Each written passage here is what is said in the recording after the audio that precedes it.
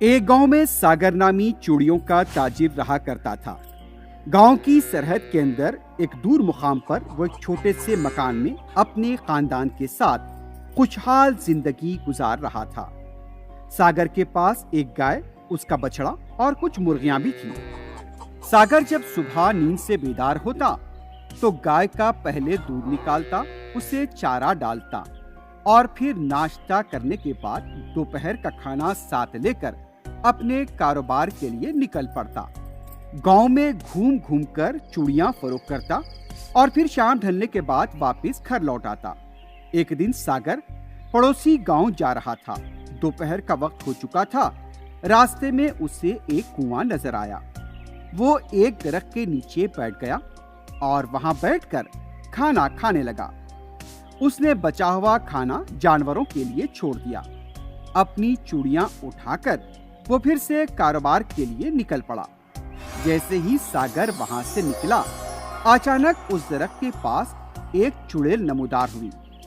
चुड़ैल की नजर बचे हुए खाने पर पड़ी जो सागर छोड़कर गया था। चुड़ैल बहुत भूखी थी। उसने वो पूरा बचा हुआ खाना खा लिया। इस चुड़ैल को अब तक तो सिर्फ कच्चे गोश्त का जायका याद था। आज तक उसे इंसान के हाथ का बना हुआ खाना नसीब नहीं हुआ था। अब उसे इंतजार था तो कब सागर यहाँ से गुजरेगा और वो कब उसका बचा हुआ खाना खाएगी। शाम को जब सागर चूड़ियां फरोख्त करके उस दरख्त के पास आया और पानी पीने के लिए कुएं के पास पहुंचा, अचानक उसे एक लड़की की रोने की आवाज सुनाई दी। जब उसने वहां जाकर देखा तो एक खूबसूरत लड़की वहां बैठी रो रही थी। सागर लड़की के पास पहुंचा और कहने लगा, कौन हो तुम? यहाँ अकेले बैठी क्यों रो रही हो? उसने लड़की से पूछा, मेरा घर बहुत दूर है। मेरा शौहर पता नहीं कहाँ चला गया। वापस आने का वादा किया था, लेकिन अभी तक वो नहीं लौटे। मुझे बहुत भूख लग रही है। लड़की को हिम्मत दिलाते हुए सागर ने कहा, तुम मेरे घर आ जाओ। वहाँ तुम बेफिक्र होकर खाना खा सकती हो। जब तुम्हारा शौहर आएगा उस वक्त तुम उसके साथ चली जाना। उस चुड़ैल को और क्या चाहिए था। भाई साहब, मैं आपके घर का सभी काम करूंगी, लेकिन आप अगर ये समझे कि मैं काम बराबर नहीं कर रही हूँ तो बराह मेहरबानी मुझे बता दीजिए। मैं आपके घर से चली जाऊंगी।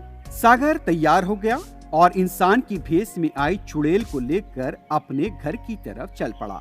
देखो, ये लड़की बहुत परेशान है। ये हमारे साथ रहेगी और काम करेगी। तुम्हारा क्या नाम है? ये पूछने पर उसने कहा, मेरा नाम दयम्मा है। चुड़ैल ने जवाब दिया। फिर दूसरे दिन से दयम्मा सागर के घर का तमाम काम करने लगी। घर साफ करती, गाय और उसके बछड़े को पानी पिलाती। सागर की तरफ से गाय का दूध निकालने के बाद वो दोनों को चराने के लिए ले जाती और फिर बाद में सागर की बीवी का काम भी कर देती। दयम्मा के घर आने से सागर और उसकी बीवी को काफी आराम मिल गया था। सागर के घर में अच्छा माहौल बन चुका था। ऐसे ही वक्त गुजरता गया। एक दिन एक त्योहार आया। पूरे गांव में खुशी का माहौल था। सागर का कारोबार भी बहुत अच्छा हुआ। सागर जब कारोबार करके रात घर लौटा तो घर में सब लोग खाना खाकर आराम से सो रहे थे। सागर की बीवी पलंग पर तो दयम्मा नीचे चटाई पर सो रही थी। सागर की बीवी उठना नहीं चाह रही थी, इसलिए उसने दयम्मा से कहा, शायद वो आ गए हैं। दयम्मा, जाकर दरवाजा खोल दो। दयम्मा ने चटाई पर लेटे लेटे ही अपना हाथ लांबा किया और दरवाजे को खोल दिया। दयम्मा की इस हरकत को जैसे ही सागर की बीवी ने देखा, वो खौफजदा और सहम गई। उसे तो यकीन ही नहीं आ रहा था कि दयम्मा ऐसा हरकत कर सकती है। दयम्मा इंसान नहीं है, वो कुछ और है। कल रात उसने हाथ लंबे करके दरवाजा खोल दिया। उसकी हरकतों से डर लग रहा है मुझे। कहाँ से उठा लाया आप उसे? सागर को अपनी बीवी की बातों पर यकीन नहीं आया। तुम बेकार के परेशान हो रही हो। ये तुम्हारा वहम है। परेशान मत हो तुम। लेकिन सागर के दिल में दयम्मा के बारे में शक शुरू हुआ। सागर जब घर के अंदर दाखिल हुआ तो दयम्मा सो रही थी। उसे नींद से उठाकर पूछने की उससे हिम्मत नहीं हुई, दयम्मा इंसान है या कोई और। सागर की बीवी को दयम्मा पर शक होने लगा था। और सागर भी परेशान था। दयम्मा को घर से निकालने का अब सागर मंसूबा बनाने लगा, लेकिन कैसे उसे यहाँ से निकाला जाए वो इस पर ही अब गौर करने लगा। लेकिन उसे दयम्मा की पहली बात अचानक याद आ गई। दयम्मा, हमारे घर के आसपास पहाड़ और जंगल है।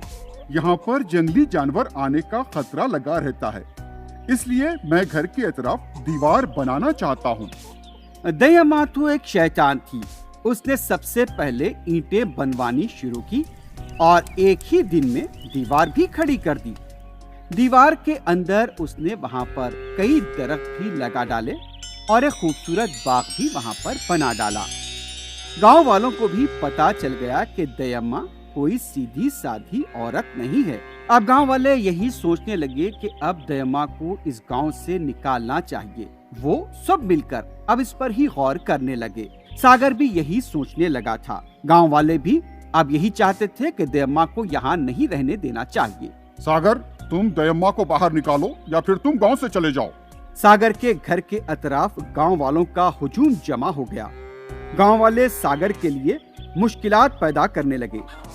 एक दिन जब सागर का खानदान घर के बाहर खड़ा था, एक बिल्ली चूहे का पीछा करते हुए वहां पर पहुंच गई। वो चूहा एक छोटे से सुराख में जाकर छुप गया। ये सब सागर का बेटा देख रहा था। दयम्मा, दयम्मा, चूहे को बाहर निकालो दयम्मा। अच्छा, फिक्र मत करो, मैं भी निकालती हूँ। दयम्मा सबके सामने चूहे की तरह छोटे कद बनकर सुराख में चली गई। सागर इस मौके की ताक में था। उसने वहाँ पड़ी मिट्टी में पानी मिलाया और सुराख को बंद कर दिया। उसके बाद गांव वालों ने कभी भी दयम्मा को नहीं देखा।